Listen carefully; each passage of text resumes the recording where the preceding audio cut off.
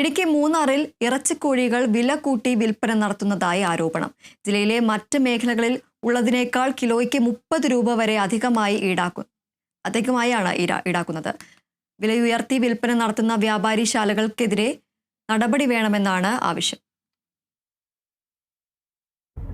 പോത്തിറച്ചിയേക്കാൾ ഏറ്റവും കൂടുതൽ സാധാരണക്കാർ ഉപയോഗിക്കുന്നത് കോഴിയിറച്ചിയാണ്. വിലക്കുറവ് തന്നെയാണ് ഇതിന് പ്രധാന കാരണം. എന്നാൽ വിപണി വിലയേക്കാൾ തുക ഈടാക്കിയാണ് മൂന്നാറിലെ വ്യാപാരികളുടെ കച്ചവടം. ജില്ലയിൽ ഒരിടത്തുമില്ലാത്ത വിലയാണ് മൂന്നാറിലെ കോഴി വ്യാപാരികൾ ഈടാക്കുന്നത്. നിലവിൽ കട്ടപ്പനയിൽ കോഴിവില 120 മുതൽ 22 രൂപ വരെയാണ്. അടിമാലിയിൽ 130, നെടുങ്കണ്ടത്ത് 125, രാജക്കാട്ടിൽ 120, തൊടുപുഴയിൽ 125 കോഴിവില. എന്നാൽ മൂന്നാറിലാകട്ടെ 150 അതിനു മുകളിലുമാണ്. ഇതിനെതിരെയാണ് പ്രതിഷേധം ഉയർന്നു വന്നിരിക്കുന്നത്. மூணாறுல சிக்கன் விலை ரொம்ப கூடுதல். கீழ இருந்து அடிமாலி இல்ல டானச்சால இருந்து கிச்சன் வாங்கும்போது சிக்கனுக்குள்ள விலை வந்து பகுதி ரேட்டு கூட இல்ல, மூணாறுக்குள்ள ரேட்டு கூடுதலா இருக்குங்க.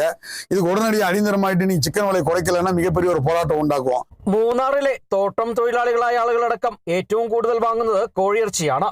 ജില്ലയിൽ ഒരിടത്തുമില്ലാത്ത തരത്തിൽ വിലയുയർത്തി വിൽപ്പന നടത്തുന്നവർക്കെതിരെ ശക്തമായ നിയമ നടപടി സ്വീകരിക്കണമെന്നാണ് ഉയരുന്ന ആവശ്യം.